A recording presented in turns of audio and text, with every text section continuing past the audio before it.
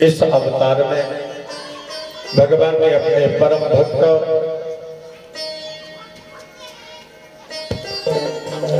कयाधु पुत्र प्रहलाद जी की नृसिंह रूप धारण करके रक्षा की और महान पापी हिरण्यकश्यप का वध किया।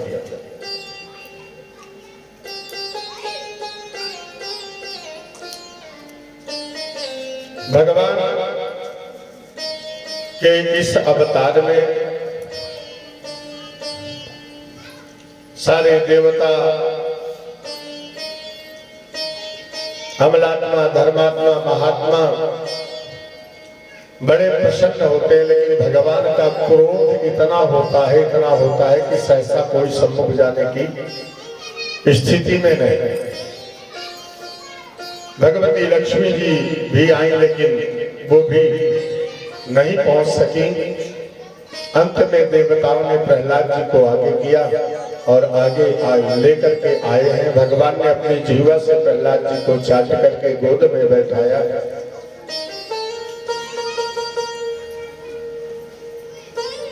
प्रहलाद जी भगवान की स्तुति करते हैं और भागवत की सबसे विशाल स्तुति है प्रहलाद स्तुति, 43 श्लोकों में। ब्रह्मादय सुरगणा मुनयोऽथ सिद्धा सत्त्वैकतानमतयो वचसां प्रवाहे नाराधितुं पुरुगणैरधुना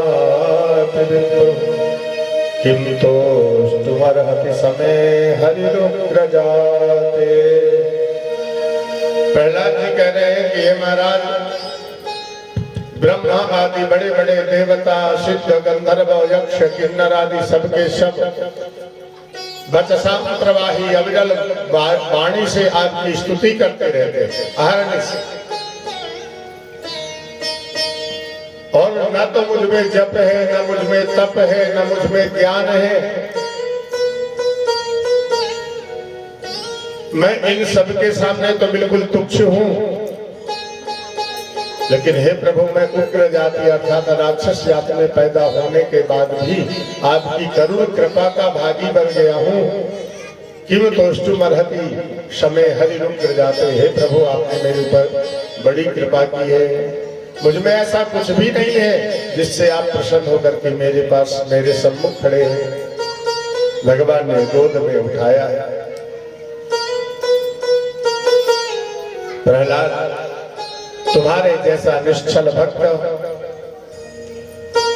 हमें कहां संसार में मिलेगा, इसलिए मैंने तुम्हें हर प्रकार से तुम्हारी रक्षा करके और तुम्हें बचाया है। अब मेरी इच्छा है कि आपने मेरा दर्शन कर लिया है, मैं आपको कुछ वरदान प्रदान करना चाहता हूं। प्रहलाद जी ने कहा कि महाराज, आप कह तो रहे हैं वरदान देने के लिए, लेकिन समस्या मेरे सामने एक है। क्या? बोले मुझे मांगना नहीं आता, जो आपको अच्छा लगे वही हमें आप वरदान दें। हाथ जोड़ा है प्रहलाद जी ने और प्रार्थना की है, यदि राशि समय कामान वरास्त्वं वरदर्शभ कामानां हृदय संद्रोहं भवतस्तु वृणेवरम्। हे प्रभु, यद्यपि आपसे मैं वरदान मांगने का अधिकारी नहीं हूं, फिर भी यदि आप मुझे वरदान देना चाहते हैं प्रभु, तो मैं एक ही वरदान आपसे मांगना चाहता हूँ। क्या क्या चाहिए बताओ तो सही। प्रहलाद जी हाथ जोड़े, चरणों में प्रणाम किया और खड़े हो गए। कहने लगे कि हे प्रभु, वरम वरय एतत्ते वरदेशा महेश्वर यदनिन्दत् पिता मे त्वाम् अविद्वास्ते जयेश्वरम। महाराज, वरदान यदि आप कुछ देना चाहते हैं तो आपसे हम एक ही वरदान मांगते हैं कि जीवन भर मेरे पिताजी ने आपकी निंदा की, हमेशा आपसे बैर माना है, क्षण प्रतिक्षण आपकी बुराई की है। यद निंदत पिता में स्वाम, मेरे पिता ने आपकी बहुत निंदा की है, जो निंदा की है उसके लिए मैं क्षमा प्रार्थी हूं प्रभु, उसका अपराधी मैं हूं, आप मुझे क्षमा करें और मेरे पिता की दुर्गति न हो, आप ऐसा वरदान प्रदान करें। भगवान बड़े खुश हो गए। उन्होंने कहा, अरे प्रहलाद, जिस कुल खानदान में तुम्हारे जैसा भक्त पैदा हो जाए तो बोले त्रिसप्तभी पिता पुता पितृभि साते नघ यद साधोत्र साधोच्च ग्रहे जातो भवान वै कुल पावना, जिस कुल में जिस खानदान में आप जैसा मेरा भक्त पैदा हो जाए तो उसकी तो 21 पीढ़ी कर जाती है। बोलिए वृंदावन बिहारी लाल की। प्रहलाद जी को वरदान दिया। ब्रह्मादि देवताओं ने आकर के भगवान नरसिंह का स्तवन किया है और सब अपने अपने धाम को चले गए। बोलिए वृंदावन बिहारी लाल की। यहाँ प्रहलाद जी के पास नारद जी का आगमन हुआ है और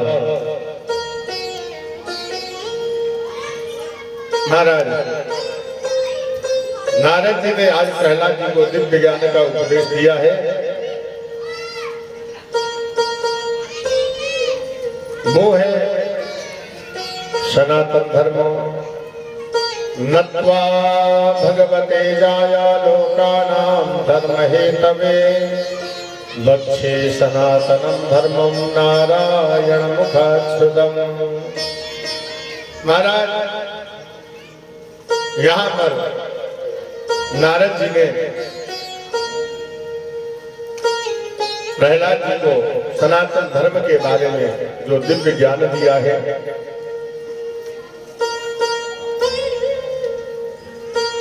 ये दिव्य ज्ञान महाराज युधिष्ठिर को एक बार नारद जी ने दिया था, तो वही उपाख्यान उन्होंने सुनाया कि हर मनुष्य को एक निश्चित आयु मिली हुई है।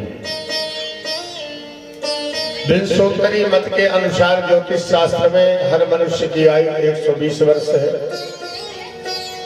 लेकिन परमायु 100 वर्ष निरूपण की है। तो बोले तो उस जीवन के 4 भाग करें, 25-25 वर्ष के 4 भाग हो जाएगा।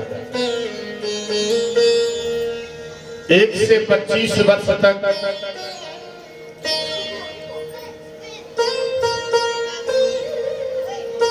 कुछ दिन पिता के घर में रहे, उसके बाद में 25 वर्ष की आयु तक गुरुकुल में जाकर के अध्ययन करें, पठन पाठन करें,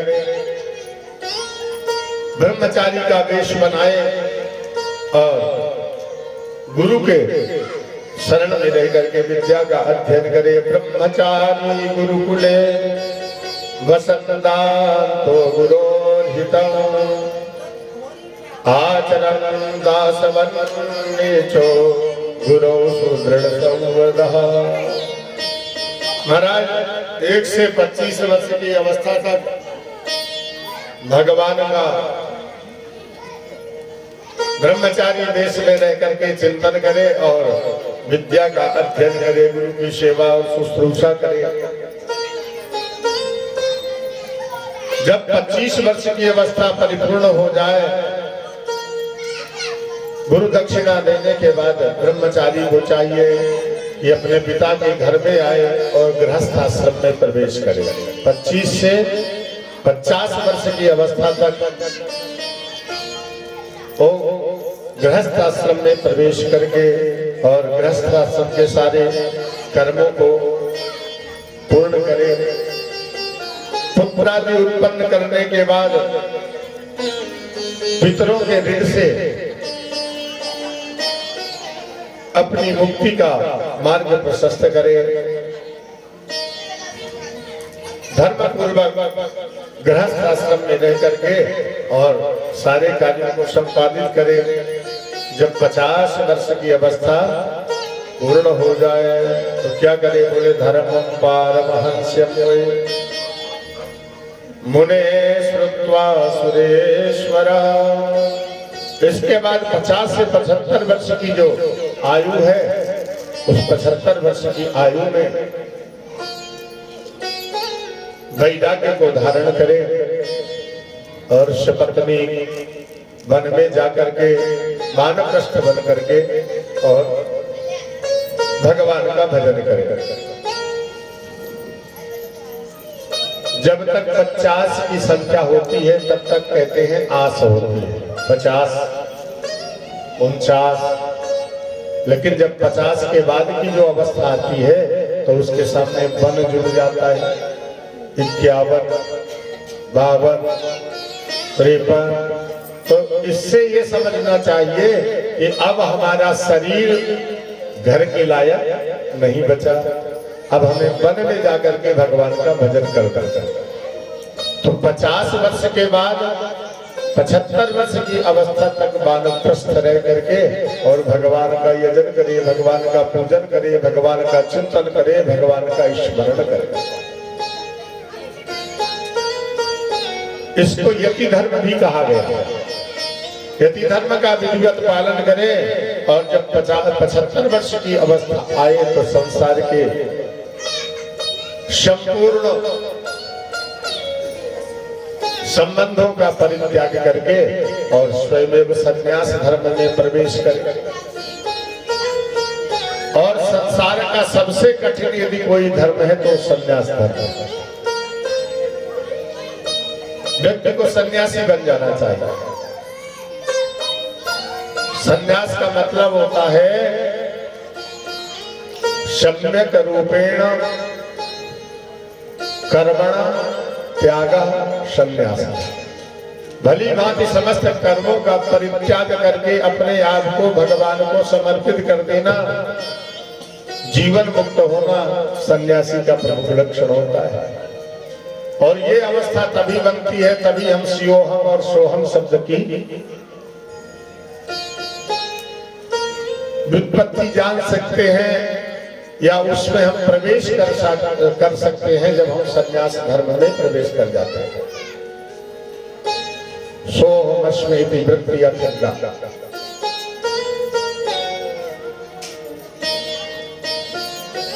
जीवन के कल्याण के लिए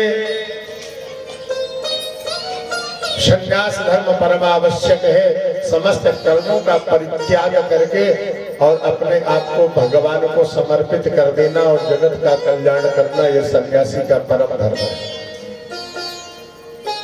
इस धर्म में अग्नि का परित्याग किया जाता है। अग्नि स्वरूप जो भी वस्तुएं हैं उनका परित्याग कर देना चाहिए।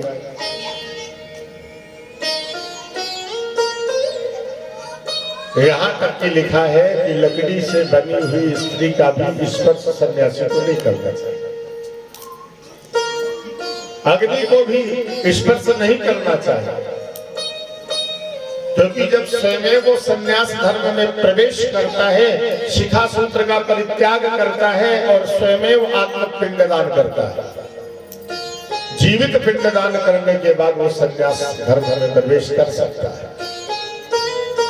सन्यासी बनना बहुत कठिन है। चारों धर्म का निरूपण किया है और कह दिया, बोले नयिता नशा परो धर्मो नृणाम सद्धर्म लिक्षताम न्यासो दंडश्च भूतेषु मनोवाक्कायजस्य। यति धर्म सन्यासी धर्म से बढ़कर के और संसार में कोई दूसरा धर्म नहीं है।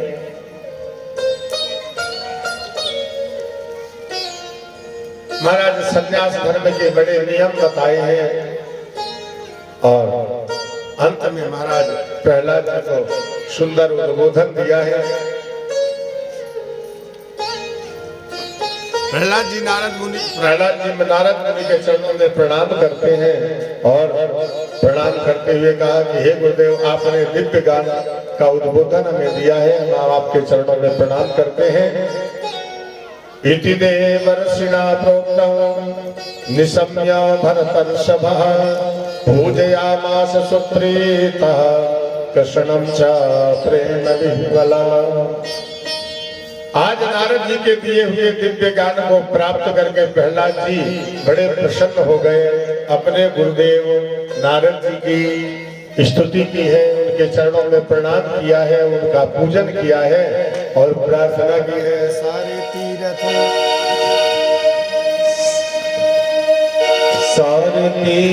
धाम आपके चरणों में, हे गुरुदेव प्रणाम आपके चरणों में। सारे तीर्थ धाम आपके चरणों में, हे गुरुदेव प्रणाम आपके चरणों में। सारे तीर्थ धाम आपके चरणों में, हे गुरुदेव प्रणाम आपके चरणों में। आपके चरणों में, हे गुरुदेव प्रणाम आपके चरणों में। हे प्रणाम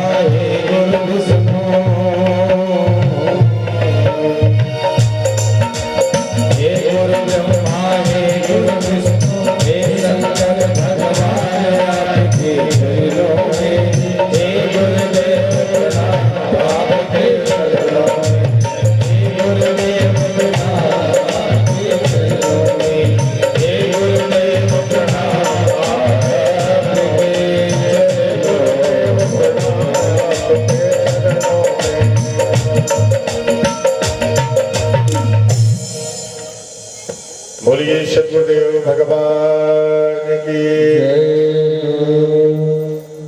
श्री। नारद जी ने चारों वर्ण आश्रमों के धर्म का उपाख्यान सुनाया। प्रहलाद जी ने उनके पूज्य गुरुदेव के चरणों में प्रणाम किया है और प्रणाम करके वहां से नारायण हरि करते हुए चले गए। श्री सूत जी महाराज राजा परीक्षित को श्रीमद् भागवत की कथा के अंतर्गत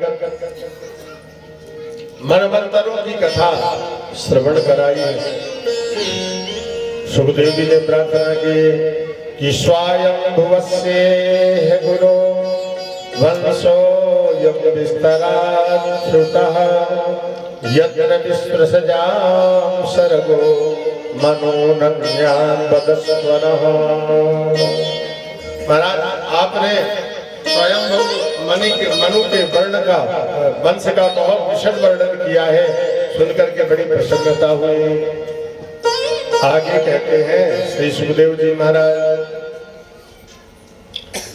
कि मनमोस्मिर्वतीता कल्पै स्वयं भुवादयः आद्यास्ते कथितो यत्र देवादीनां च संभवः। उन्होंने कहा आपको अब तक की मैंने जो कथाएं सुनाई 6 मनवंतर व्यतीत हो गए, 7वां मनवंतर अभी वर्तमान में चल रहा है, वैवस्वत मनवंतर। तो हर मनवंतरों में भगवान ने अपने भक्त के रक्षणार्थ अनेक रूप धार लेकर के भक्तों की रक्षा की है, दुष्टों का संहार किया है और धर्म की संस्थापना की है।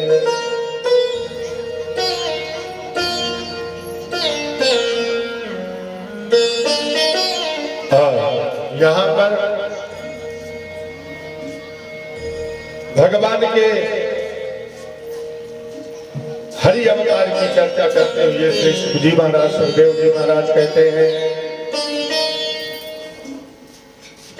कि आसीन गिरिवरो राजस त्रिकूट इति विश्रुतः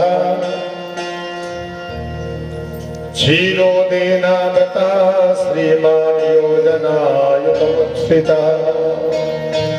अब आपको मैं एक परम सुंदर कथानक भगवान के अवतार का सुनाता हूँ, जिसमें हरि अवतार लेकर के भगवान ने गजेंद्र की रक्षा की थी।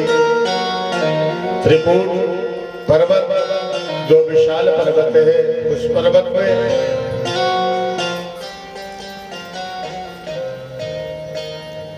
उस त्रिकूट पर्वत में एक बड़ा विशाल सरोवर है, जिसका जल अमृत के समान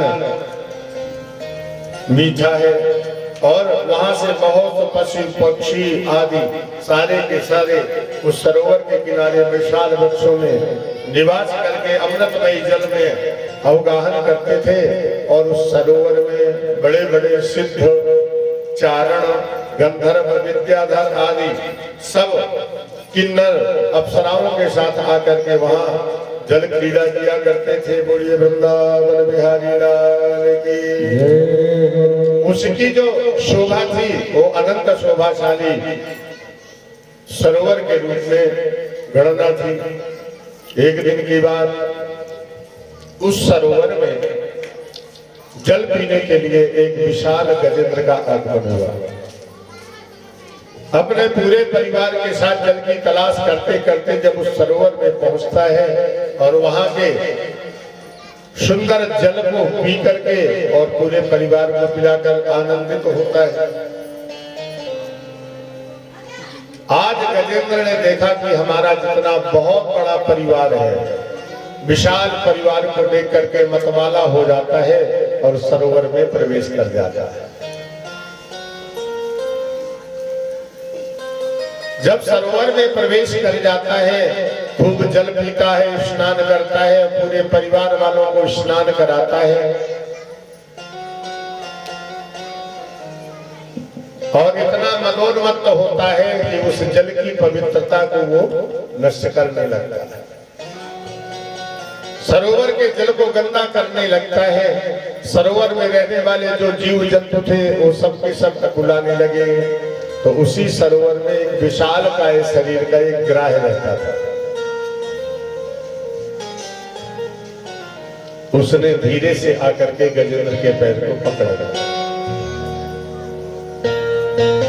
जब अध्यात्म पक्ष में हम पहुंचेंगे तो ये गजेंद्र कोई और नहीं, यह जीव मात्र ही गजेंद्र है।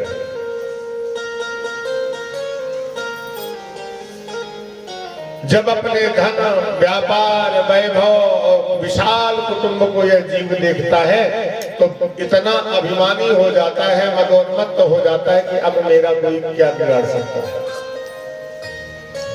संसार के हर जीव की बात है, जो ज्यादा ऊंचे लेवल में पहुंच जाता है तो नीचे वाले को कुछ समझता नहीं, वो बात भी नहीं करना चाहता छोटे लोगों से। आज गजेंद्र ने देखा मेरा बड़ा विशाल परिवार है तो मदोन्मत्त हो गया, अभिमानी हो गया, गर्व का अंकुर हो गया। संत लोग बड़ी सुंदर भाषा का प्रयोग करते हैं जीव के लिए। बोले मन भूला भूला फिरे जगत में कैसा नाता रे। ये ग्राह कोई और नहीं, बोले मौत ही हमारा वो ग्राह है, मृत्यु ही हमारा वो ग्राह है जो हाथी के पैर को पकड़ लेता है। हम सब अपने जीवन को व्यतीत करते हैं, लेकिन मृत्यु जो है हमें पकड़े हुए, हम उससे बचे नहीं हैं। ये हमारा भ्रम होता है। गजेंद्र को ग्राह ने पकड़ लिया उसके पैर को, लेकिन जब यह जीव इतना मतवाला हो जाता है तो वो कुछ सोचता ही नहीं, जबकि मृत्यु देवता हमें सावधान करता है। कैसे? बोले सबसे पहले बाल सफेद होते, शरीर में जब मृत्यु देवता का आक्रमण होता है तो शरीर दुबला होता है। दुबला होने के बाद हमारे सबसे पहले बाल पकते हैं। मानो मृत्यु देवता ने आपको इशारा कर दिया कि अब जो है सब छोड़ो, भगवान का भजन करो। लेकिन आज का आदमी इतना चालाक होता है कि वो बाजार से वो काली खिला करके और कटोरी में घोल करके पूरा काला कर लेता है। मृत्यु को भी धोखा दे देता है। उसके बाद दांत दंत विहीन कर देता है, वेदांती बना देता है। लेकिन आजकल ऐसे ऐसे डॉक्टर महाराज 32 चीजों की क्यों बना करके और दांतों में फिट कर देते हैं, मुंह में फिट कर देते हैं। चाहे चना चबा, चाहे गन्ना चूस। तो दूसरी गलती को भी वो नगण्य समझ लेता है और फिर कानों में सुनाई नहीं देता। आजकल बड़ी बड़ी मशीनें आ गई महाराज, अंदर डालो सबको सुनाई देता।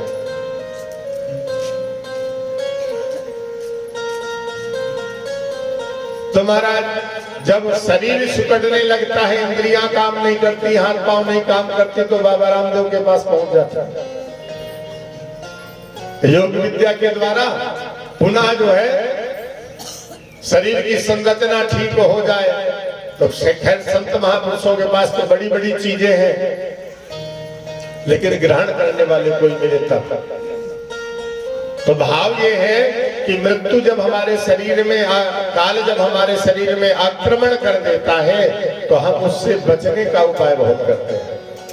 और गजेंद्र अपने पूरे भारी परिवार को देख करके इतना मदोन्मत्त हो गया कि किसी ने मेरे पैर को पकड़ लिया, यह भी नहीं समझ पाया। जब इसको पता चला, जब ग्राह ने अच्छी तरह से उस पैर को पकड़ लिया, अब अपनी शक्ति के अनुसार वो उससे लड़ता है। वो चाहता है मैं इसको घसीट करके सरोवर के बाहर ले जाऊं। ये सरोवर कोई और नहीं, बोले ये भवसागर ही सरोवर है। यहाँ जीव और मृत्यु का आपस में युद्ध होता है। जीव चाहता है कि मृत्यु को जीत करके भगवान की सन्निधि में पहुंच जाओ, अमर बन जाओ। लेकिन यहाँ संसार में कोई अमर बना ही नहीं है। मृत्यु का तो वर्ण करना ही पड़ेगा। गजेंद्र ने बहुत प्रयास किया, लेकिन ग्राह से छूट नहीं पाया। और पैर पकड़ करके ग्राह इतना बली बन गया उसके रक्त का पान करने के बाद कि उस हाथी को जो है खींच करके और मझधार में ले गया, सरोवर के बीच में ले गया। वहां हाथी ने पुकारा कि महाराज मेरी जो है हर प्रकार से रक्षा करो।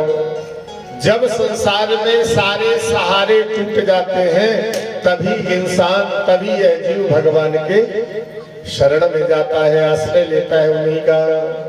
और वहां से हाथी पहले तो बहुत दिन तक लड़ा, उसके बराबर बल रखने वाले उसके पत्नी, बच्चे और भाई बंधु जितने थे सबने उससे निकालने का प्रयास किया, लेकिन कोई सफल नहीं हो पाया। और जब सब थक गए, हार गए, अरे मृत्यु से कौन बचा सकता है किसी को? 10-10 हजार हाथियों का बल रखने वाले जो उसके अन्य संगी साथी थे, सबने बचाने का प्रयास किया, लेकिन जब हाथी को नहीं बचा पाए गजेंद्र को, तो अंत में सब छोड़ करके उसको चले गए। ये संसार की स्थिति है। यहाँ से हमें ये शिक्षा लेनी चाहिए कि जब जीवन में हमारे संकट आता है तो कोई साथ नहीं देता है, सच्चे सहारे हरि ही हमारे। और यहाँ गजेंद्र ने पुकारा है, हे गोविंद हे गोपाल, हे गोविंद हे गोपाल, अब तो जीवन हारे, हे गोविंद हे गोपाल। पुकारा है भगवान, हे प्रभु मेरी जितनी पुरुषार्थ थी, जितनी मेरी शक्ति थी, मैंने अपनी शक्ति से अब तक अपनी मौत से लड़ा हूं, मृत्यु से लड़ा हूं, लेकिन मैं उसको जीत नहीं पाया। नमामि मे ज्ञातयातुरं गजा, कुतः करिण्यः प्रभवन्ति मोचुतु, ग्राहेण पाशेन विधातुराव्रतो, ह्यहं च तं यामि परं परायणम्। यहाँ ग्राह ने भगवान को, भगवान के भक्त का शरण पर रखा है। उधर गजेंद्र ने भगवान से प्रार्थना की, हे प्रभु मेरे सामने मृत्यु का संकट आ गया है, नमामि मे ज्ञातयातुरं गजा। आतुर होकर के उसने भगवान को कहा, प्रभु मुझे कुछ जानकारी नहीं, ना तो मेरे में पूजा है, ना मेरे में भक्ति है, और ना अब तन में शक्ति है। मैं हर तरह से हार और थक चुका हूं। मुझे ये भी समझ नहीं पड़ता कि मैं क्या करूं, कुछ समझ में नहीं आ पा रहा है, मैं कैसे अपने प्राण के संकट से बचूं। इतना जानता हूं किसी बलवान ग्रह ने मेरे पैर को पकड़ लिया है,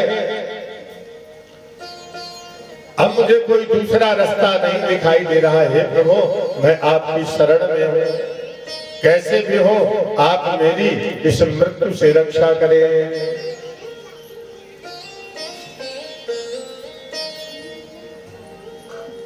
कहा है यह कश्चनेशो मलिनो तकोरगात्, प्रचंड वेगाद विधावतो वृषं, भीतं प्रपन्नं परिपाति यद्भयान्, मृत्यु प्रधावत्यर्णं तमीमहे।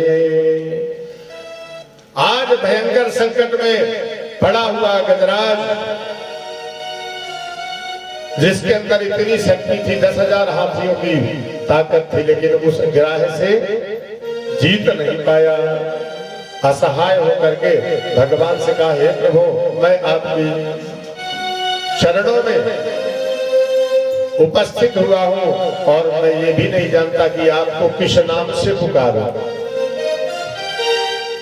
भीतम प्रपन्नम परिपाति भयान, आप महाराज मैं डरा हुआ हूं, और मेरी इस मृत्यु से आप हर प्रकार से आके रक्षा करें।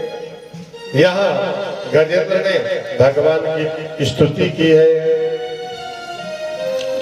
ओम नमो भगवते तस्मै यदे तच्चिदात्मकं, पुरुषायादि बीजाय परेशाय विधीमहि।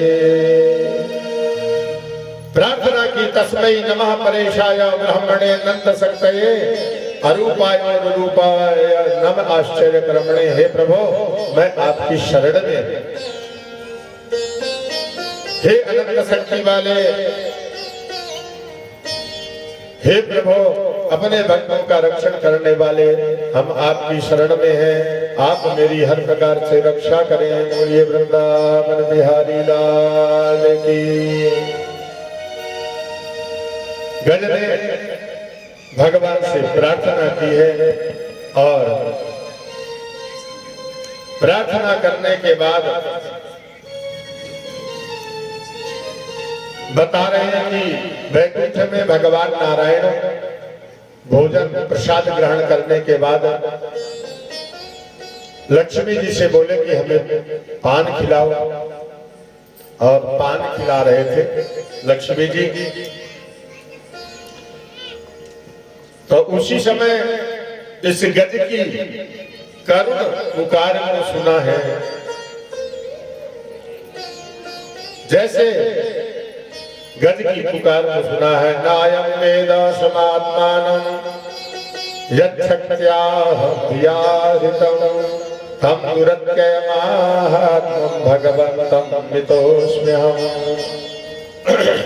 जैसे प्रार्थना की तो बताते हैं लक्ष्मी जी वहां पान निवेदन कर रही है। यहाँ हाथी ने देखा कि अब तो मेरा अंतिम समय आया, 4 अंगुल सूंड बची, और जैसे ये सूंड पानी के अंदर गई मैं मृत्यु को प्राप्त हो जाऊंगा। तो बताते हैं उस सूंड को ज्यों ऐसे घुमाया, भगवान की कृपा से उसमें एक पुष्प आ गया कमल का, और भगवान को निवेदित किया है कि हे प्रभु आप मेरी रक्षा करें। और जैसे गजेंद्र ने भगवान को पुकारा है, लक्ष्मी जी पान लेकर के आई है, भगवान ने हाथ में लिया, बोले कहाँ जा रहे हैं स्वामी? तो बोले हा शब्द वैकुंठ में कहा भगवान ने, थी हाथी के पास। दूसरा शब्द इतनी वेग से आए भगवान कि थी कहते कहते वो सरोवर के पास आ गए। और जैसे सरोवर के पास आए हैं, सोता सरस सरोवरे न गृहीत जातो दृष्ट्वा गर्भमति हरिख उपात चक्रम उक्षिप्य शाम्बुजकरं गिरिमाह कृच्छान् नारायणाखिल गिरो भगवन् नमस्ते। नारायणाखिल गिरो भगवन् नमस्ते।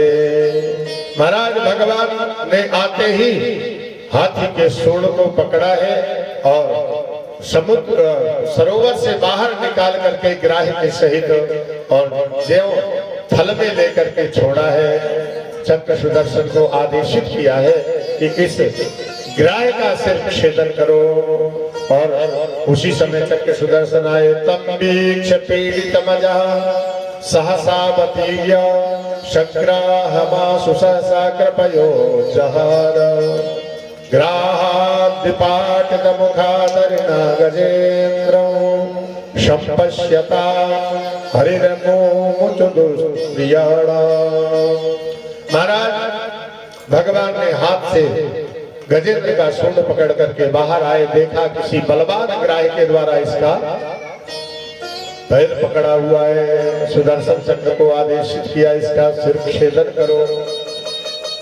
सुदर्शन चक्र ने उसके ग्राह के सिर का छेदन किया है और गजेंद्र को भयानक संकट से मुक्त किया है। बोलिए वृंदावन बिहारी लाल की। बताते हैं संसार में कष्ट तो सबको आते हैं, लेकिन जब जीवन में भयंकर कष्ट हो, वो कष्ट दूर ना हो रहा हो किसी भी विधि के द्वारा, तो 41 दिन इस गजेंद्र पाठ में 33 श्लोक एक अध्याय है गजेंद्र को। इन 33 श्लोकों का त्रिपति 41 दिन तक आप पाठ करें तो संसार का कितना भी बड़ा संकट क्यों न हो वो टल जाएगा, मिट जाएगा। बोलिए वृंदावन बिहारी लाल की। यहाँ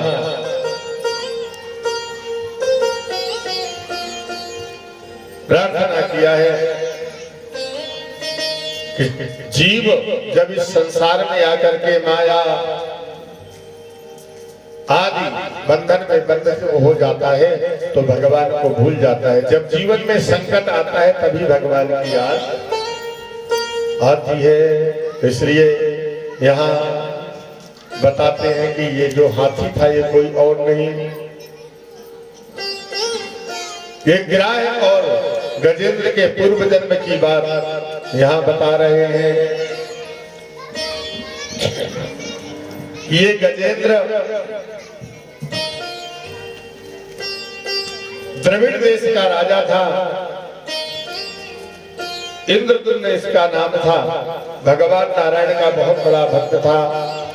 बोले सये गदाराधन काल आत्मवान गृहीत मौन व्रत स्थिरं ईश्वरं हरिं जटाधरस्तापस आवृतोच्युतं समर्चयामास कुलाचलाश्रमः। उन्होंने कहा कि एक बार की बात, ये भगवान के मंदिर में बैठ करके भगवान की तपस्या कर रहा था, भजन कर रहा था। उसी समय अगस्त्य मुनि का आगमन हुआ। लेकिन अब ये माला लेकर के बैठे हुए हैं, आसन छोड़ नहीं सकते। मुनिवर आए, भगवान शिव का पूजन किया। पूजन करने के बाद भगवान को प्रणाम करके आशीर्वाद लिया और जैसे चलने को तैयार हुए तब तक दृष्टि पड़ गई इस राजा के ऊपर। ये कितना अभिमानी, कोई संत आए, कोई ब्राह्मण आए तो इसके अंदर इतना भी संस्कार नहीं कि उठकर उनका समादर करे, उनको प्रणाम करे, उनसे आशीर्वाद ले। ऋषि को आई क्रोध, तू हाथी की तरह बैठा है, जब तुझे श्राप देता हूं तू हाथी बन गया। तो द्रविड़ देश का जो राजा था इंद्रद्युम्न, वो हाथी के रूप में अवतरित हुआ, गजेंद्र हुआ, ऋषि के चरणों में गिर पड़ा। गुरुदेव का कारण मेरे पर क्रोध करके आपने जो है श्राप दिया है, अब ये बताइए श्राप से मैं कब मुक्त होऊंगा?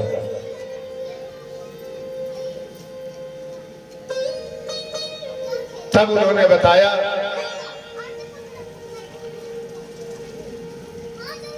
कि आप चिंता मत करो, जब तुम्हारे जीवन में भयानक संकट होगा तो भगवान नारायण ही तुम्हारी हर प्रकार से रक्षा करेंगे, ये मेरा आशीर्वाद है। क्रोधोपि देवस्य वरेण तुल्यम, कहा गया कि देवताओं का, ऋषियों का, अपने से बड़ों का क्रोध भी वरदान बन जाता है। तो ऋषि के श्राप बसात ये जो है गजेंद्र बना और ये जो ग्राह था इसके विषय में बताया गया कि ये हुहू नाम का गंधर्व था। एक दिन एक सरोवर में देवल ऋषि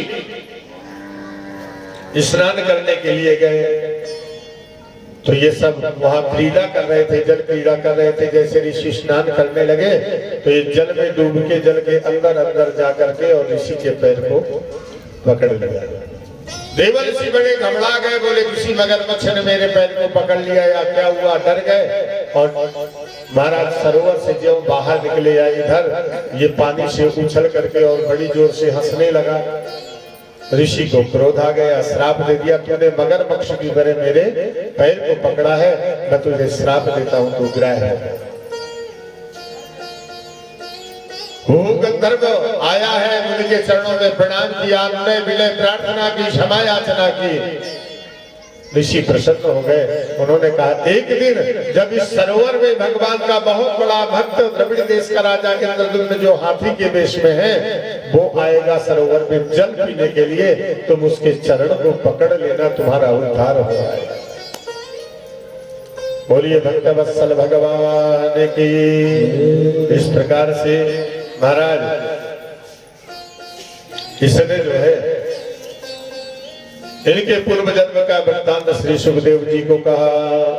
हरि बोल हरि बोल हरि बोल हरि बोल हरि बोल हरि बोल हरि बोल हरि बोल हरि बोल हरि बोल हरि बोल हरि बोल हरि बोल हरि बोल प्यारे गोविंद बोल प्यारे हरि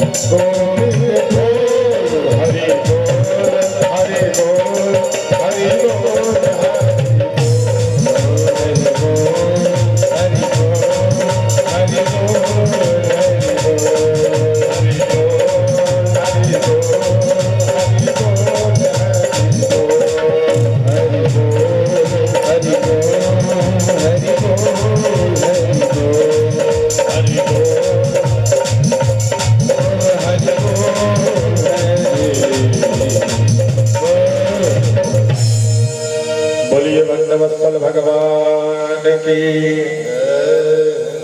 इस प्रकार से भगवान ने दिव्य रूप धारण करके गजेंद्र की रक्षा की।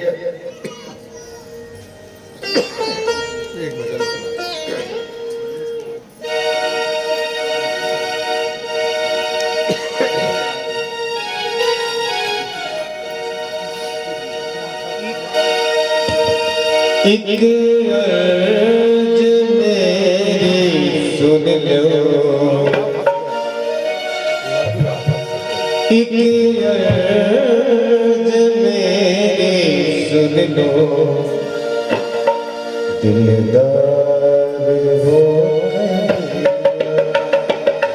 एक अर्ज मेरी सुन लो, दिलदार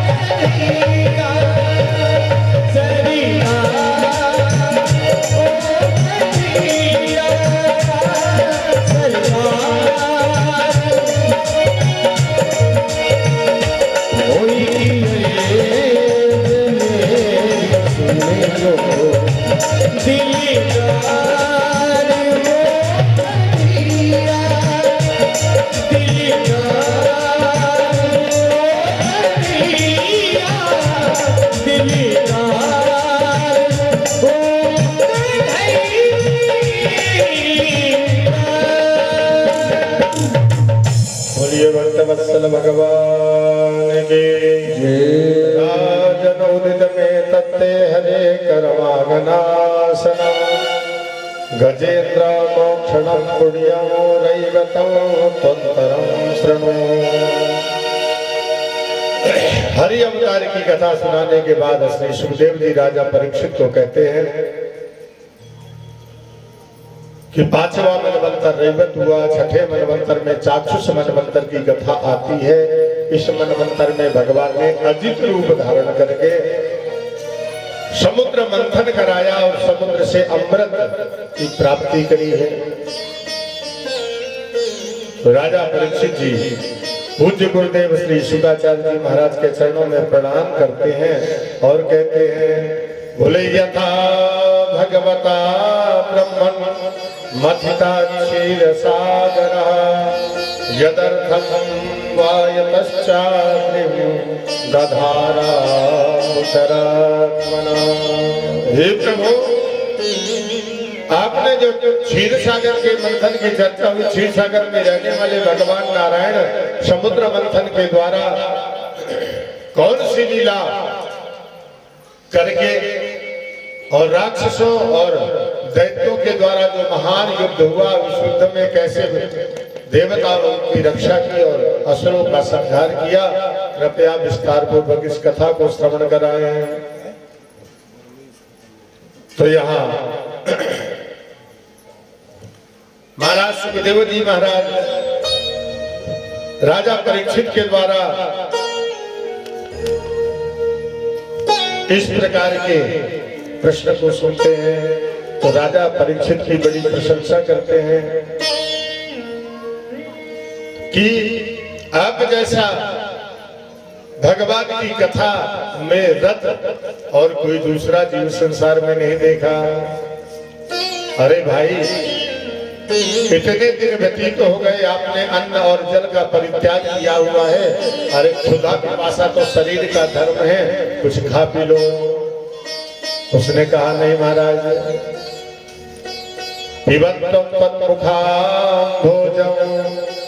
मैं आपके मुख से जो भगवान की कथा रूपी रस का रसामृत मैं पान कर रहा हूँ, मुझे कोई न क्षुधा और न पिपासा लगी है। प्रभु, आप नए नए भगवान के चरित्रों को सुनाएं ताकि मेरा जीवन सफल हो जाए।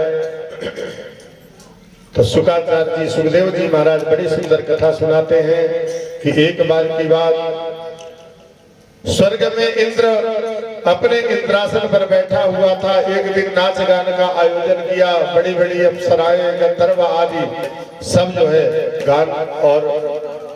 गान करने लगे और अप्सराएं नृत्य करने लगे। इंद्र बड़ा प्रसन्न हो जाता है और प्रसन्न होकर के जब उस सभा का समापन होता है तो भ्रमण के लिए निकलता है। और इधर ठाकुर जी की कुछ ऐसी कृपा कि उनके पूज्य गुरुदेव दुर्वासा जी का भगवान का दर्शन करके वैकुंठ से आगमन हुआ और दोनों का आपस में मिलन हुआ। बोले यदा दुर्वास सहसापात सेन्द्रा लोकास्त्रयो नृप निःश्रेकश्चाभवस्तत्र निषुज्याद क्रिया। इंद्र ऐरावत हाथी पर सवार होकर के भ्रमण के लिए निकला था और रास्ते में दुर्वासा ऋषि का आगमन हुआ। इंद्र ने आकर के गुरुदेव के चरणों में प्रणाम किया है। दुर्वासा जी के गले में भगवान नारायण की दी हुई प्रसादी माला थी,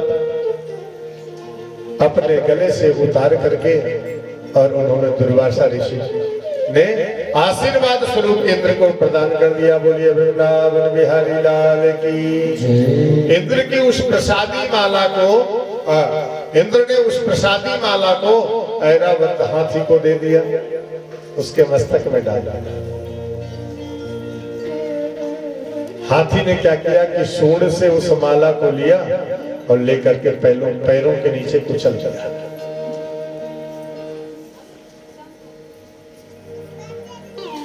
जैसे उस हाथी ने उस भगवान की दी हुई प्रसादी माला का अपमान किया, पैरों से कुचल दिया। और वहीं दुर्वासा ऋषि थे, उन्होंने कहा अरे मूर्ख, तू भगवान की दी हुई प्रसादी माला का इतना बड़ा तूने अपमान कर दिया। मुझे लगता है कि जो त्रैलोक्य की लक्ष्मी का जो उपभोग कर रहा है उसके मद से तू मदान्वित हो रहा है, अभिमानी हो गया है। जब मैं तुझे शीघ्र श्राप देता हूं कि तू श्रीहीन हो जा। बोलिए वृंदावन बिहारी लाल की जय। महाराज दुर्वासा ऋषि जैसा कोपी तो कोई महात्मा हुआ नहीं। इन्होंने कहा तू जिस त्रैलोक्य लक्ष्मी की श्री से मदान्वित हो रहा है, मैं तुझे श्राप देता हूं, तू श्रीहीन हो जा। और दुर्वासा ऋषि इधर चले आए। शुक्राचार्य जी को पता चला कि आज ऋषि का श्राप लग गया है। तो महाराज राक्षसों के गुरु थे, इन्होंने राक्षसों से कहा ये अब बढ़िया समय है इंद्र को पराजित करने का। और स्वर्ग में आक्रमण करा दिया, सारे देवता घर से बेघर हो गए और इधर उधर भटकने लगे, स्वर्ग पर आधिपत्य हो गया महाराज राक्षसों का। अब देवता घर से बेघर हो गए, इधर उधर भटकने लगे। एक दिन सबके सब ब्रह्मा जी की शरण में आए। हे प्रभु आप हमारी रक्षा करें। ब्रह्मा जी ने कहा क्या हुआ? बोले हम घर से बेघर हो चुके हैं, अब आप हमारी रक्षा करें। ब्रह्मा जी ने कहा भाई मैं तो राक्षसों से लड़ नहीं सकता, मेरे बस की बात है नहीं। मैं आपको साथ में लेकर के भगवान नारायण के पास चलता हूँ।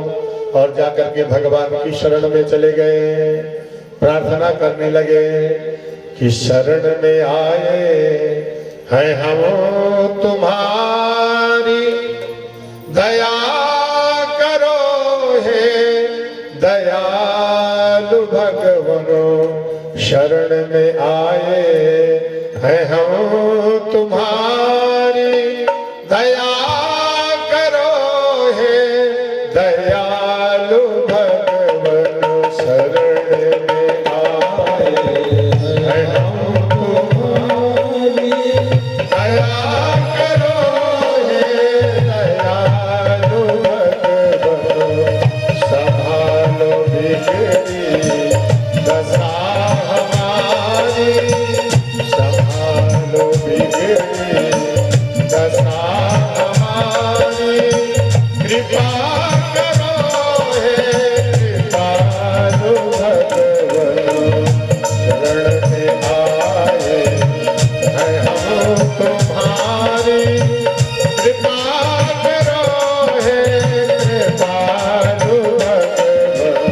शरण में आए हैं हम तुम्हारी। हरे देवता भगवान की शरण में गए, प्रार्थना किया है और भगवान का प्राकट्य हुआ। कैसे याद किया? देवताओं ने कहा कि हे स्वामी हम बहुत दुखित हैं और राक्षसों ने स्वर्ग पर अधिकार प्राप्त कर लिया है और हम अब कैसे कहाँ जाएं, हमारी कोई समझ में नहीं आ रहा है। हे प्रभु आप हमारी हर प्रकार से लज्जा रखते हैं, हर प्रकार से हमारी रक्षा करते हैं और इस बार भी हमारी रक्षा करें। हंत ब्रह्मन् नहो शंभो हे देवा मम भाषितं। शृणुता वहिता सर्वे श्रेयो वा स्याद् यथा सुरः। उन्होंने कहा अरे देवताओं तुम मेरी शरण में आए हो,